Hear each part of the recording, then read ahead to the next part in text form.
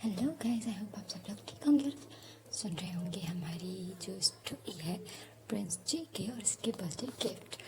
तो जैसे कि हमने देखा था कि जो जे के है उसे स्लो पॉइजन किया गया था और जिसकी वजह से वो बहुत ज़्यादा बीमार था और उसके बहुत सारे ऑर्गन जो हैं वो डैमेज हो चुके थे और वो बार बार जो है ना वो ब्लड वोमिट कर रहा था और उसमें उसकी हालत और ज़्यादा ख़राब होती जा रही थी, जिसके लिए उन लोगों ने उसे सजेस्ट किया था कि उसे जो मतलब एक तरह से स्पिरिचुअल जो हीलर्स हैं उनके पास जाना चाहिए, क्योंकि वो लोग में भी जेके की ज़्यादा अच्छे से हेल्प कर सकते हैं। और इसीलिए जेके को जाना था। उसे वी पे इस बात पे यकीन नहीं आ रहा था कि वी ने सच में उसे पॉइजन किया है, फिर कि वी ही रिस्पॉन्सिबल है उसकी इस हालत की।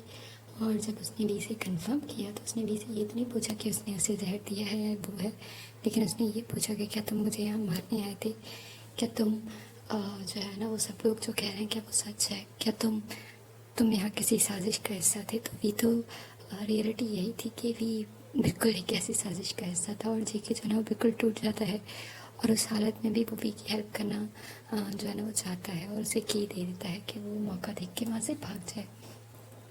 और भी डिसाइड करता है वो ऐसा नहीं करेगा, क्योंकि उसे पता था अगर वो यहाँ से निकल भी गया तो उसके पास कुछ भी नहीं है, उसे फिर से एक मोहरा बनाया जाएगा या फिर उसे मार दिया जाएगा, क्योंकि उसने उन लोगों का काम नहीं किया और वो लोग उस पर ऑलरेडी बहुत ज़्यादा गुस्सा थे। वो तो उन्होंने शायद अपना काम किसी और के थ्रू करवा लिया, क्योंकि वी ने जेके को जहर नहीं दिया था, उसे हमेशा जहर दिया जाता था और वो हर बार उस जहर को ख़राब कर देता था।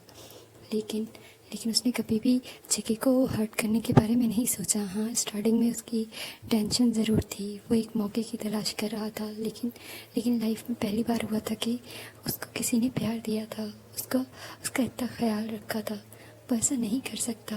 वो जेके को तभी जो है ना जेके वहाँ से जाने लगता है और वी पीछे जो है ना उसे बुलाता है और कहता है जेके। तभी भी पीछे जो है ना बिल्कुल रोने लगा होता है और जेके पीछे मुड़ता है और जब हैरत से उसे पता चलता है कि वी बोल सकता था और इतने अर्सा वो सिर्फ गूंगा बना रहा, तब तब वी सिर्फ उस कोशिश कर रहा था कि वो जेके को समझा सके, एक्सप्लेन कर सके, लेकिन जेके वहाँ से जा चुका था। और युंगी वी की तरफ देखता है और अपने सर को नोट करता है, जैसे कहना चाहता हो मुझे बहुत अफसोस है, मेरा प्रिंस जो है वो फिज़िकली और मेंटली बहुत ज़्यादा हर्ट हो चुका है और वो सिर्फ तुम्हारी वजह से है। और वी कुछ जो है ना उसके अलावा कह ही नहीं पाता और वो चुप हो जाता है। उसके बाद जेके जो है वो युंगी के साथ वहाँ से चला जाता है और जो जिन है वो पीछे से अभी अटैक की तैयारी ही कर रहा था कि उससे पहले ही जो जेहूप है वो अ, कुछ रियासतों के साथ मिलके हम जो है ना महल पे हमला कर देता है। और जो जिन है यानी जो हमारा किंग है वो बहुत अच्छे तरीके से डिफेंस करता है, लेकिन वो बहुत ज़्यादा कह सकते हैं कि बुरी सिचुएशंस में फंस चुका था कि उसके पास कोई चारा नहीं था, उसे सरेंडर करना ही था, क्योंकि उसकी हालत बहुत ज़्यादा बुरी हो चुकी थी। क्योंकि जेहोप ने जो है ना जब महल पे हमला किया तो वो जब उन लोगों के सामने आया तो उसने सिर्फ जिन को जो है ना वो मारने के लिए नहीं बल्कि उसको ह्यूमिलेट करने की पूरी पूरी कोशिश की, क्योंकि जेहोप जो है ना उसने अपने आप को किंग डिक्लेयर कर दिया था, क्योंकि अब सारा पावर जेहोप के हाथ में आ चुका था और सारी आर्मी अब जेहोप की थी, क्योंकि जेहोप जो है वो इतने अरसे से यही ट्राई कर रहा था। वो जो बहुत सारे मिलिट्री और बहुत सारे लोग जो थे जो कि किंग के लिए और प्रिंस के लिए काम करते थे उन्हें ख़रीद रहा था। और जिसको उसे लगा कि ये जो है ना उसका हो सकता है, वो किंग को बिट्रे कर सकता है, उसने उन लोगों को अपनी तरफ कर लिया था और अब उन्हीं की मदद से ही वो आज महल में आ पाया था। महल में ना तो जेके था और ना ही युंगी, और उनके बहुत अच्छे फाइटर्स भी उनके अगेंस्ट हो चुके थे और वो जो थोड़ी सी आर्मी, जो थोड़े से लोग उनके मतलब किंग की साइड थे, वो कितनी देर तक डिफेंस कर सकते थे। वो 2-3 घंटों में ही ढेर हो चुके थे। बहुत सारे लोगों को मार दिया गया था, कुछ को कैद कर लिया गया था, लेकिन अब कुछ भी नहीं बचा था। और जो क्वीन है उसे मार दिया गया था और जो किंग है यानी जिन, उसकी हालत बहुत ख़राब थी, उसे बहुत ज़्यादा हर्ट किया गया था। और जब उन्हें लगता था कि वो जो है ना अब सांस नहीं ले रहा तो उसे एक कमरे में बंद कर देते थे और उस वक्त उसकी कोई ना कोई ट्रीटमेंट करने देते थे कि ताकि सिर्फ वो ज़िंदा रहे, क्योंकि जेहूप जो है ना वो चाहता था कि वो जिनको बहुत बुरी सज़ा दी, क्योंकि अब तक बचपन से लेके आज तक उसने जिन और यानी उसकी फैमिली के लिए सर्व के एक अपनी पोजीशन नहीं पाई। वो चाहता था वो उन्हें ह्यूमिलेट करे, और उसके लिए वो चाहता था वो सबसे पहले प्रिंस को मारे और उसके बाद किंग को, ताकि जो किंग है यानी जिन उसे तकलीफ़ का एहसास हो। क्योंकि क्वीन को जब उसके सामने मारा गया था तो वो बहुत रोया था कि मुझे मार दो लेकिन क्वीन को छोड़ दो। लेकिन जेहोप और जिमिन और जो बाकी के लोग थे उन्होंने उस पर एक दफ़ा तरस नहीं खाया, और क्वीन को जो है ना उसके पेट में तलवार लगाई गई और वो वहीं पे ढेर हो चुकी थी। और जिन जो है ना वो काफ़ी तकलीफ़ में था, उसका बेटा जो कि मरने के दरवाजे पे था, और यहाँ पे उसकी अलग से हालत की जा रही थी। और ज़्यादा लोगों को पता भी नहीं था कि जो जेके है वो कहाँ पर है, इसीलिए जिनसे पूछा जा रहा था कि वो बता दे कि जेके कहाँ पर है, वरना उसे और ज़्यादा बुरी हालत की जाएगी। लेकिन जिन ने कहा, क्योंकि जिनको पता था उसके बताने या ना बताने से कोई फ़र्क नहीं पड़ता, वो लोग उसे मारना चाहते हैं तो इसीलिए वो चाहता है कि उसे मार दो, लेकिन वो ये बात नहीं बताएगा। और जो हमारा जेक है वो एक कैद में बंद था, और उसी कैद के साथ जो है ना वी बंद था, और वो लोग वी के पास भी आए थे। और वी जो है ना उन लोगों ने वी को छुड़ाया नहीं था, क्योंकि वी ने उन लोगों का काम नहीं किया था, इसलिए वो लोग वी से भी नाराज़ थे। जेहोप और जो हमारे जिमिन है, तभी जो वी है उसे याद आता है जब उसे पता चला कि क्या हो रहा है, और उसे पता चला कि किंग और प्रिंस की जान खतरे में है। और वो अटैक जो बहुत अरसे से प्लान हो रहा था, जिस अटैक के लिए उसे इस महल में लाया गया था, जी बिल्कुल ये अटैक, ये सारा कुछ प्लान था जेहोप का ही। जेहोप जो है वो उसने वी को बहुत अरसे पहले देखा था, और उसने वी को एक तरह से वी को और उसकी माँ को अपने लिए ले आया था। और वी की माँ को ट्रेन किया गया, लेकिन वो बीमार हो गई। तब उन लोगों ने वी को ट्रेन करना शुरू किया, क्योंकि वी बहुत ही खूबसूरत था और उन्हें यकीन था कि ये आगे चल के बहुत अच्छा काम सकता है, इसीलिए वो उसे अक्सर सीक्रेट मिशंस पे भेजते थे। और बहुत दफ़ा उन्हें डिसाइड किया था कि वो किसी न किसी को लुभाने में और किसी न किसी को मौत के घाट उतारने में, लेकिन उन्हें नहीं पता था कि उनका तब काम आएगा जब जब हमारा प्रिंस बड़ा हो जाएगा। और उन्होंने प्लान किया, वी जो कि ऑलरेडी ट्रेन था, उसे सॉर्ड, उसे बहुत सारी चीज़ें आती थी, उसे लड़ाई करना आता था, उसे यहाँ तक कि एक हद तक मेडिकल ट्रीटमेंट्स देना आते थे, क्योंकि वो सिर्फ ट्रेनिंग्स के लिए रहा था। उसकी ट्रेनिंग्स इतनी ज़्यादा सख्त होती थी कि अगर वो छोटी सी भी गलती करता तो उसे बहुत बड़े बड़े जो है ना उसकी पीठ पे पत्थर बांध दिए जाते, उसे घोड़ों से मारा जाता, और यहाँ तक कि उसे भूखा प्यासा रखा जाता। और अगर उसे कोई गलती हो जाती तो उसे भूखे शेरों के सामने डाला जाता।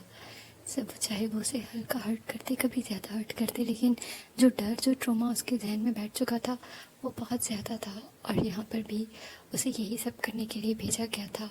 उसे हमेशा उस सायरन दिया जाता और उसे बुलाया जाता, कभी चाहे वो खुद तो कभी उसकी कोई टीम का मेंबर आके वी से मिलता था।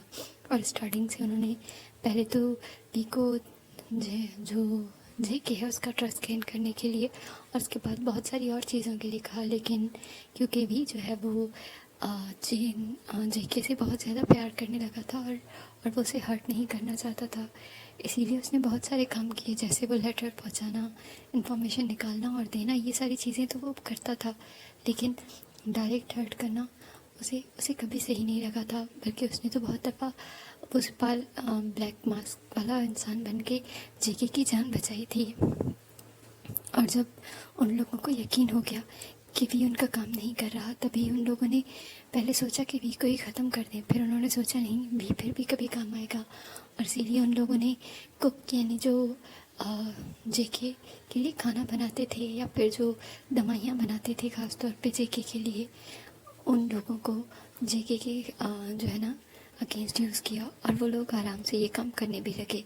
उन्होंने कब जेके की दवाइयों में वो जहर मिलाना शुरू कर दिया, किसी को पता ही नहीं चला।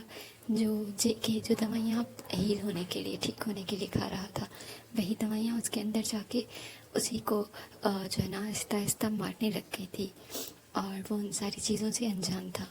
वो तो बस अपनी ही दुनिया में गुम था, और सिचुएशंस ऐसी हो गई थी, उसे पता ही नहीं था। और भी वो ये सब कुछ सोच रहा था। उसने बहुत दफ़ा सोचा वो जेके को सब बता दे, लेकिन वो किस हैसियत से बताएगा कि बचपन से उसे किस चीज़ के लिए ट्रेन किया गया है, उसने कितने इलीगल काम किए हैं और यहाँ पर उसने कितनी चोरियाँ की हैं, कितनी चीज़ें इधर से उधर की हैं। और अब यहाँ तक कि कुछ पोस्ट पे जो लोग थे, जो बड़ी बड़ी पोस्ट पे लोग थे, उनका जो पोस्ट है वो चेंज करवाने के लिए भी ने उनको, यानी किंग और जेके से दूर करने के लिए भी उन्हें जो है ना डिफ्रेम करने की कोशिश की गई थी। और भी उनकी हेल्प करता था कि उन्हें डिफ्रेम करने के लिए सबूतों को इधर से उधर करना, और यहाँ तक कि किंग और जेके के सामने लाना के लिए भी, चाहे वो सामने नहीं भी था, वो पीछे ये सारे काम कर रहा था। और अब भी को अफसोस हो रहा था कि शायद वो पहले बता देता, शायद सिचुएशन ये ना होती। काश कि वो जेके को बचा पाता, वो जिन और किंग को बचा पाता। तभी वो रोता है और फिर सोचता है नहीं, वो लोग जेके को नहीं छोड़ेंगे, उसे जेके के पास जाना होगा। और तभी वो वहाँ से बाहर निकलता है और आधी रात को वो जो है ना उस कैद खाने में घूम रहा था। वो पूरा अंधेरा था, वो बहुत डरावनी जगह थी। और तभी वो जाता है उस कैबिन में जहाँ पे शेर बांधा गया था, और उसी के सामने ही जो हमारे किंग थे यानी जिन, उसे बांधा गया था। और भी उस जानवरों से डर लगता था, उसे ट्रॉमा था, लेकिन इसके बावजूद भी वो जिन के पास जाता है और उसके हाथ खोलने की कोशिश करता है। तभी जिन ऊपर देखता है और उसे कहता है ये तुम क्या कर रहे हो। तभी भी बोलता है और कहता है कि मैं आपकी हेल्प करना चाहता हूँ। हाँ, मुझे उन लोगों ने इसी काम के लिए भेजा था कि मैं आपको और प्रिंस को हर्ट कर सकूँ, लेकिन यहाँ आने के बाद मैं आप लोगों से इतना, मुझे पहली दफ़ा मोहब्बत, प्यार और शफ़क़त मिली थी। मुझे उन लोगों ने सिर्फ एक खिलौना बना के रख दिया था और मुझे नॉर्मल ज़िंदगी यहाँ पे मिली थी। मैं उसे ख़त्म नहीं करना चाहता था, लेकिन मैं आप लोगों को बता के दूर भी नहीं जाना चाहता था, इसीलिए मैंने नहीं बताया। लेकिन मैंने प्रिंस को कभी भी जहर नहीं दिया। तभी जिन हैरान होता है कि भी जो यहाँ पे साल से ज़्यादा अरसा रहा और उसने कभी नहीं बोला, तो वो बोल सकता है। तभी जिन उसे कहता है तुम बोल सकते हो। तभी भी कहता है हाँ मैं बोल सकता हूँ। हाँ बस मैं थोड़ा फबल करता हूँ और जब मैं नर्वस होता हूँ तो फिर भी मैं शायद बोल लेता हूँ, लेकिन मैं नॉर्मल फबल करता हूँ और ठीक से नहीं बोल पाता, और इसलिए लोग मेरा मजाक उड़ाते थे क्योंकि मैं बहुत वर्ड्स नहीं बोल पाता था। और फिर इसीलिए मुझे उन लोगों ने ट्रेनिंग में गूंगा रहने के लिए कहा कि मैं जितनी देर हो सके उतनी देर लोगों से बात ना करूं। मुझे खुद सालों गुजर जाते हैं अपनी ही आवाज़ सुने हुए। तभी जिन उसे कहता है तो अब हमारी हेल्प क्यों करना चाहते हो, अब तो हमारे पास कुछ बचा भी नहीं है, क्वीन जा चुकी है, मैं यहाँ हूँ और मुझे कब मौत दी जाएगी इसका कुछ पता नहीं है, और तुम मेरी हेल्प करना चाहते हो। तभी भी उसे कहता है हाँ मैं तुम्हारी हेल्प करना चाहता हूँ, प्लीज़ किंग मैं आपकी हेल्प करना चाहता हूँ। आपको यहाँ से निकलना होगा वरना वो लोग प्रिंस तक भी पहुँच जाएंगे और आपको। तभी जो जिन है ना वो कहता है हाँ प्रिंस तुम्हें यहाँ से जाना होगा। और तभी वो कहता है आपको मेरे साथ चलना होगा। तभी जिन कहता है नहीं मेरी हालत ऐसी नहीं है कि मैं यहाँ जा सकूँ, लेकिन तुम एक काम करो, तुम नमजुन से मिलो और उसे लेटर भेज दो और उसे सारी हकीकत बता दो। तभी वो कहता है क्या वो हेल्प कर सकते हैं। तो जिन उसे कहता है हाँ जो मैं कह रहा हूँ वो करो। जो जिन है वो वी को एक बहुत बड़ा लेटर बताता है जो कि उसे लिख के नमजुन को भेजना था, और जो नमजुन है वो ऑलरेडी उस रियासत पे अटैक करने वाला था, क्योंकि जैसे ही उसे पता चला कि जिनके किंगडम के खिलाफ अटैक हुआ है तो वो तो हमेशा से जिन से लॉयल था, वो आज भी जिनकी हेल्प करना चाहता था। लेकिन जैसे ही भी बाहर जाता है और जब वो लेटर नमजुन को देता है तभी नमजुन रुक जाता है, और भी जो अब बिल्कुल ही उसी गेटअप में था, ब्लैक मास्क और आइस। और जिन ने उसे ये भी बता दिया था कि जेके कहाँ है, और उसने कहा था कि जेके को वहाँ से जाके निकाल लो और युंगी को कहो कि वो। तभी वो जिन जो है ना वो फील करता है कि कोई आ रहा है, तभी वो कहता है जाओ यहाँ से, ज़्यादा वक्त नहीं है तुम्हारे पास। तभी जो भी है वहाँ से चला जाता है और वो नमजुन को पहले लेटर सेंड करता है और उसके बाद वो वहाँ से निकल जाता है उस पहाड़ी की तरफ जहाँ पे जेके जो है ना वो रहने वाला था। जब भी वो पहाड़ी पे जा रहा था तभी उसे कुछ जो है ना फोर्सेस के टोले वहाँ जाते हुए दिख रहे थे। तभी वो हैरान होता है कि क्या उन लोगों को पता चल गया है कि प्रिंस कहाँ है, क्योंकि उन लोगों के साथ जिमिन भी था। तभी उसे अंदाज़ा हो जाता है कि शायद उन लोगों को पता चल चुका है कि प्रिंस कहाँ है और वो पक्का उन्हीं की तरफ जा रहे हैं। अब उसे उनसे भी पहले पहुंचना होगा और वो जितनी भी कोशिश करता उनसे पहले नहीं पहुंच सकता था, क्योंकि जो ठीक रास्ता था वो उससे तो वो लोग फोर्सेस ही जा रहे थे, उन्हें कुछ टाइम लग रहा था। और तभी भी अपनी पूरी पावर लगाता है और वहाँ पहुँचता है। और शाम जो है ना वो अब गहरी हो रही थी और जो हमारा जेके है यानी प्रिंस जेके वो एक वाटर पॉन्ड के अंदर बैठा हुआ था और जो हीलर है वो उसके सामने बैठ के मेडिटेट कर रहा था। और उसके सामने ही जो युंगी है वो अपने वो जो फौजी हैं उन लोगों के साथ बाहर ही था, सोल्जर्स के साथ। तभी वहाँ पे जो है ना वो देखते हैं कि वहाँ पे कुछ दूर जो है ना वो हलचल फील हो रही है, रोशनियाँ और कुछ हलचल। तभी जो युंगी है ना वो अलर्ट हो जाता है और कहता है यहाँ पे कुछ होने वाला है, मुझे लगता है शायद। तभी वो लोग कहते हैं कि अभी नहीं, अभी जो जेके है वो अभी अनकॉन्शियस है, उसे इस हालत में कहाँ लेके जाओगे। और अभी युंगी कुछ और सोचता, तभी बाहर जो फोर्सेस हैं वो किसी से लड़ने लग जाती हैं, जो दो सोल्जर्स होते हैं। तभी जो युंगी है ना वो बाहर आता है और ब्लैक मास्क वाले शख्स को देखता है और ये शख्स वही था जिसने पहले भी जेके की 2 दफ़ा हेल्प की थी बहुत सारे लोगों से लड़ने में। हाँ, एक दफ़ा युंगी ने उसे दूर से देखा था लेकिन कभी करीब से देखने का या उससे बात करने का मौका नहीं मिला था। तभी जो युंगी है वो अपने सोल्जर्स को कहता है कि रुक जाओ, और फिर युंगी उस शख्स के पास जाता है और कहता है तुम कौन हो और क्या तुम यहाँ पे हमारे साथ लड़ने आए हो या फिर कोई बात करने। तभी वो ब्लैक मास्क वाला शख्स कहता है मैं बात करने आया हूँ, और वो अपने चेहरे से मास्क हटाता है तो वो भी होता है। युंगी तो हैरान हो जाता है कि भी भूल भी सकता है। तभी जो युंगी उसे कहता है कि तुम बोल सकते हो, तभी भी उसे कहता है इन सब का वक्त नहीं है हमारे पास, जेमिन प्रिंस जेमिन यहाँ आ रहे हैं और उनके पास बहुत अच्छी फोर्स है और वो हम लोगों को बहुत जल्दी यहाँ से हटा सकते हैं और हमें जल्द से जल्द प्रिंस को यहाँ से ले जाना होगा। तभी युंगी कहता है मैं तुम पे कैसे यकीन कर लूँ। तभी जो भी है वो कहता है कि ये देखो, उसके पास एक रिंग थी जो कि जिन के पास थी। तो वो कहता है मैं प्रिंस किंग से मिला था, किंग अभी जो है ना कैद में है और मैं उनकी हेल्प करना चाहता था, मैं उन्हें भी लेके आना चाहता था, लेकिन किंग ने मेरे साथ आने से मना कर दिया और उनकी हालत भी बहुत ख़राब थी। उन्होंने मुझे एक लेटर दिया था नमजून को लेने के लिए, मैंने वो लेटर भेज दिया है और मुझे यकीन है कि प्रिंस नमजून जो हैं वो रॉयल पे नमजून उनके पास ज़रूर जाएंगे और उनकी हेल्प करेंगे। बस मैं दुआ इतनी कर रहा हूँ कि वो तब तक ज़िंदा रहें और सरवाइव कर लें, क्योंकि अगर उन लोगों को पता चल चुका है कि जेके यहाँ है तो वो हो सकता है कि किंग के साथ कुछ कर दें। युंगी कहता है ये क्या कह रहे हो तुम, और इन सब का हमें क्यों नहीं पता चला। तभी भी जो है ना उसे पूरी सिचुएशंस बताता है कि वहाँ पे क्या हो चुका है, कोई नहीं वहाँ पे अब नहीं रही और जिन जो है वो भी कैद है और फिर सारा पापड़ अब जेहोब के पास है जो कि अब किंग बन चुका है।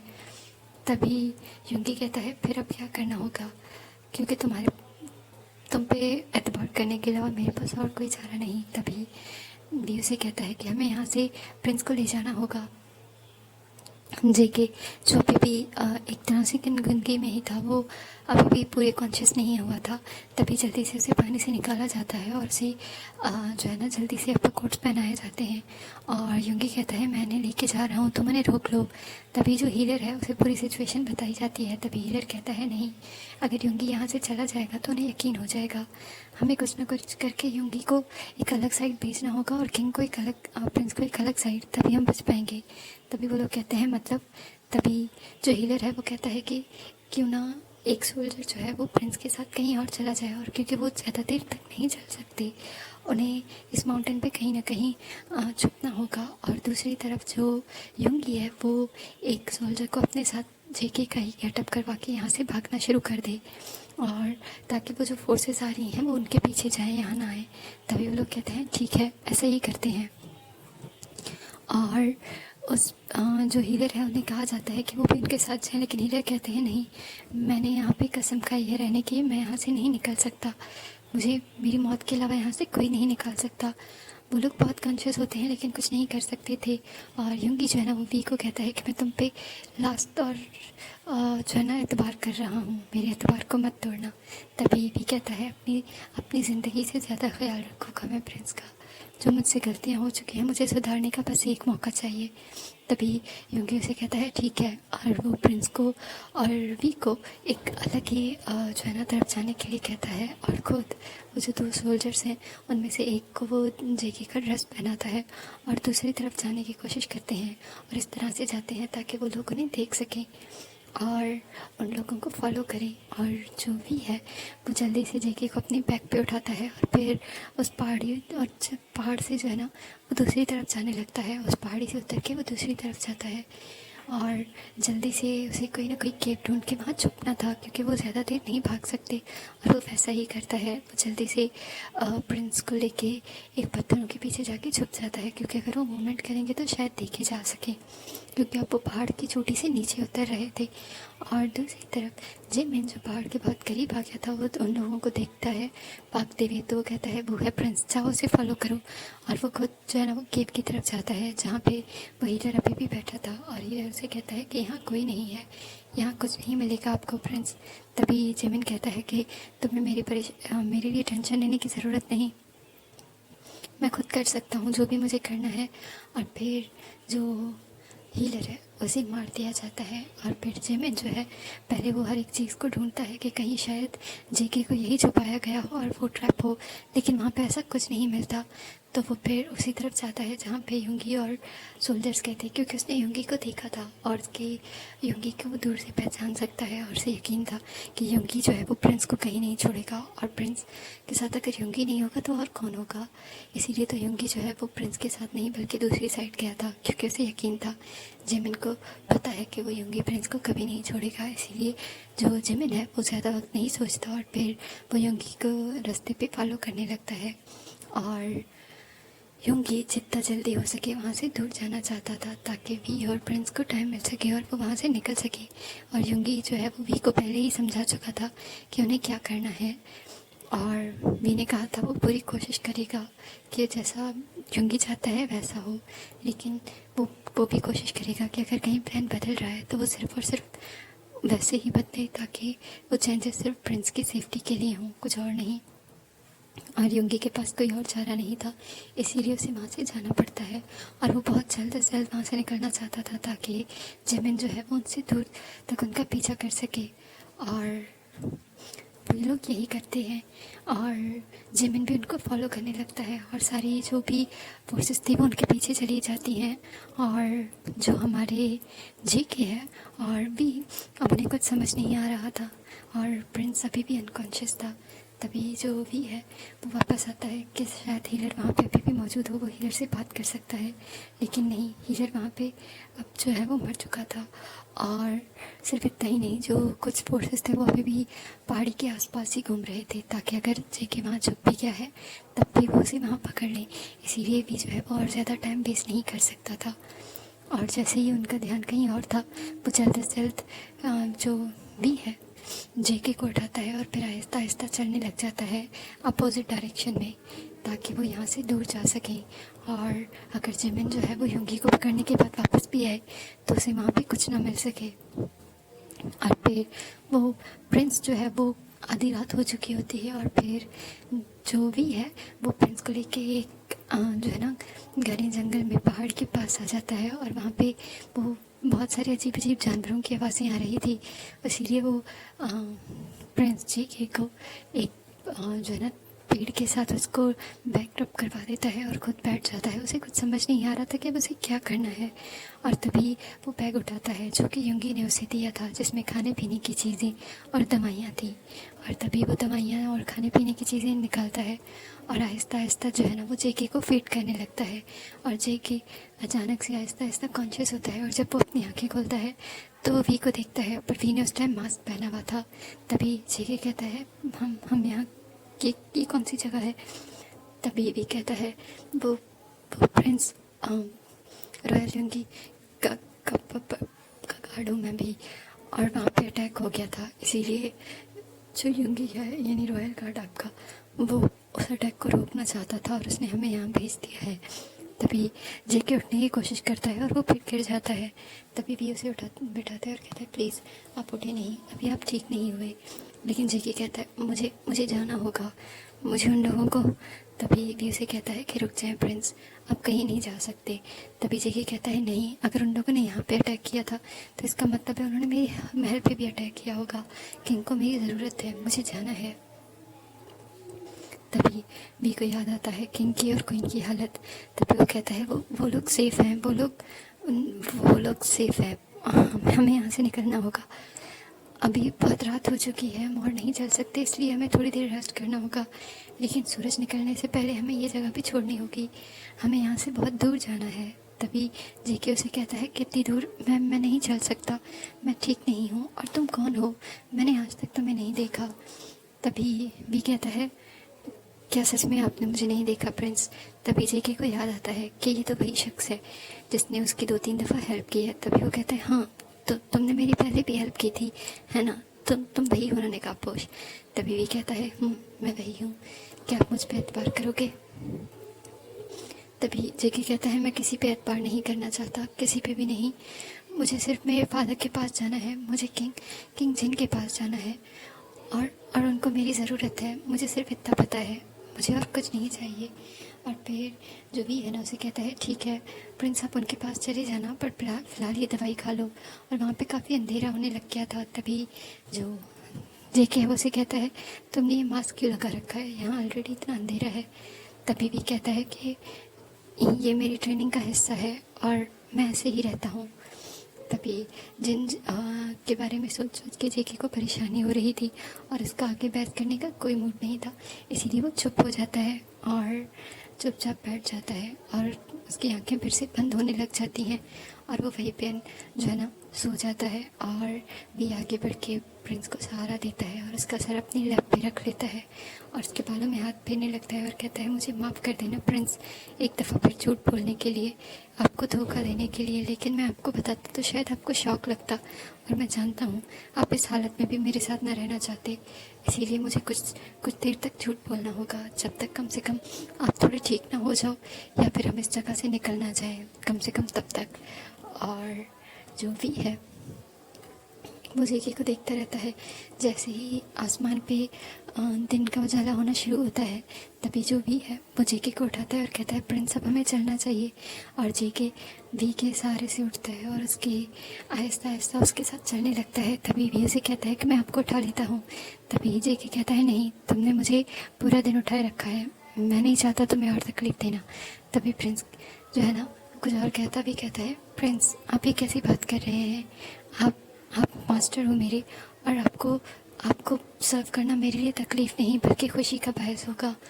हाँ मैं इतना स्ट्रांग नहीं हूँ आपको ज़्यादा जो है ना वो हेल्प कर सकूँ, लेकिन जितनी हो सकती है उतनी तो करने दे मुझे। तभी जेके जो है ना वो कोई और बहस नहीं करता और वो वी की बैग पे आ जाता है, लेकिन उसे अंदाज़ा हो चुका था कि वो वी और उसके और अपने वज़न में बहुत फ़र्क है। जेके बहुत ज़्यादा वीक हो चुका है, लेकिन फिर भी उसकी बॉडी स्ट्रक्चर और उसकी कह सकते हैं एक तरह से बॉडी वेट इतना भी डिफरेंस नहीं आया, लेकिन वी से तो वो फिर भी ज़्यादा ही है।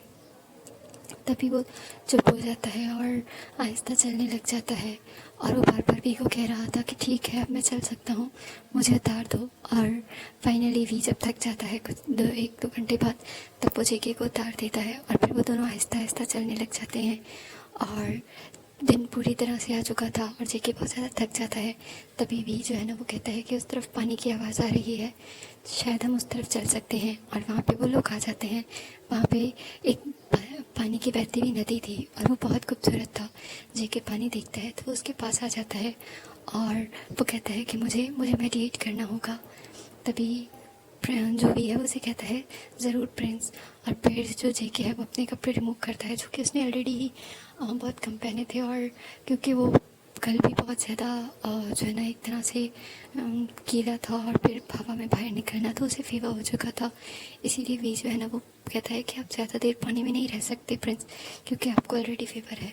तभी जेके कहता है वो ठीक हो जाएगा और जेके जो है वो पानी में जाके मेडिटेट करने लग जाता है और वी जो है वो प्रिंस को देख रहा होता है। तभी जेके उसे कहता है तुम नहीं नहाओगे? तभी भी कहता है मैं नहाऊंगा। और वो थोड़ी दूर चला जाता है जहाँ पे बीच में कुछ पेड़ आ रहे थे और वो वहाँ पे जाता है और फ्रेश होके आ जाता है।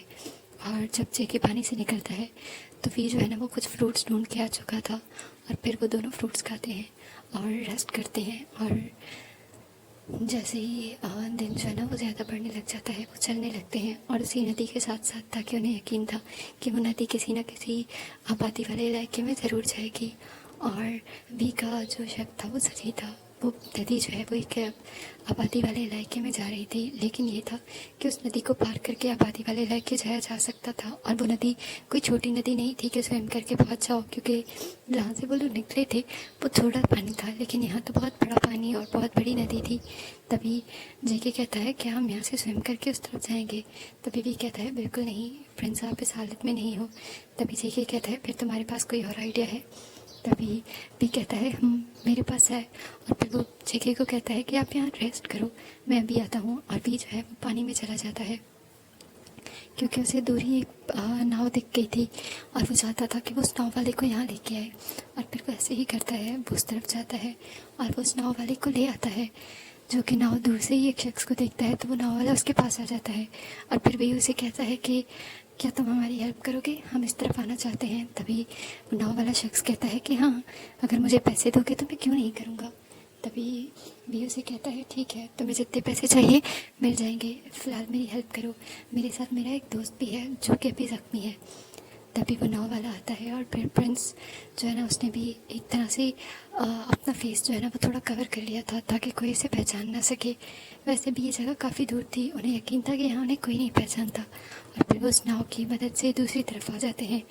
और वी और युंगी जो है उन दोनों के पास कुछ कैश था, और जो ज्वेलरी थी वो भी काफ़ी महंगी थी, इसीलिए उन्हें यहाँ पे कुछ दिन रहने में कोई प्रॉब्लम नहीं होगी। इसीलिए भी थोड़ा कॉन्फिडेंट था।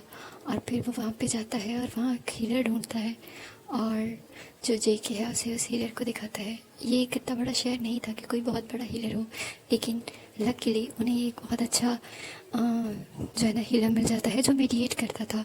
और वो उसे जो जेके है अब उसे इतनी टेक्निक्स आ चुकी थी और उस हीलर ने उसे बुक भी दे दी थी, बस उसे अपनी प्रैक्टिसेस जारी रखनी थी। और अगर किसी की हेल्प की ज़रूरत थी तो यहाँ पे उसने एक और शख्स मिल चुका था जो बहुत अच्छा था इन चीज़ों में, और भी उसकी हेल्प ले लेता है।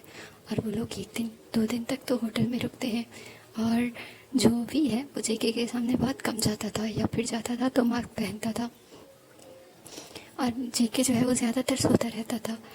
और 2 दिन बाद जब जेके को कुछ बेटर फील करता है और उस मेडिएटर वो वहाँ पे आ जाता है और वो जेके को मेडिएट करना सिखाता है। और जब काफ़ी देर बाद वो बेटर फील करता है तभी जेके कहता है कि हमें शहर की सैर करनी चाहिए। वी और जेके जो है वो बहुत अच्छे दोस्त बनते जा रहे थे, और जेके जो है वो बार बार यही कहते कि हमें वापस जाना चाहिए, हमें वापस कोई लेटर लिखना चाहिए। लेकिन जो वी है वो उसे पहले ही बता चुका था कि महल पे हमला हो चुका है। अब वो महल, अब वो सब कुछ जो है ना वो अब जेहूब का है, क्योंकि जेहूब वहाँ पे किंग बन चुका है। और जेके सीरियस ज़्यादा वरिड था कि उसकी फैमिली यानी किंग और क्वीन कैसे होंगे। और वी कहता है कि मुझे उनके बारे में ज़्यादा नहीं पता, बस मुझे इतना पता है कि मुझे किंग ने ही भेजा है, और उनके जो है ना मैसेज मिलते ही मैं यहाँ आ गया, उसके अलावा मुझे नहीं पता। और उन्होंने नमजन को भी जो है ना वो भेज दिया था कि वो वहाँ पे अटैक करने के बजाय सिर्फ उनको रेस्क्यू कर लें, यही ज़्यादा ज़रूरी है उस वक्त के लिए। और भी जो है वो जेके को जब कॉन्फिडेंस में ले लेता है तो जेके पहले तो वी पे जो है ना वो एतबार नहीं कर रहा था, लेकिन अब उसके पास कुछ था नहीं कि अगर वो चाहता तो वो उसे आराम से मार सकता था, और कोई उससे पूछता भी नहीं, जो कि उसने नहीं किया था। और इसीलिए जेके को अब थोड़ा थोड़ा वी पे एतबार आने लगा था। वो जो है ना वो उससे बातें करने लगता है, वी से नाम पूछता है तो वी अपना नाम तयंग बताता है, और जेके जो है ना उसे कहता है तयंग तुम कभी तक अपना ये मास्क हटाओगे, तुम्हें पता है तुम्हारी आंखों को देख के मुझे किसी की आंखों की याद आती है।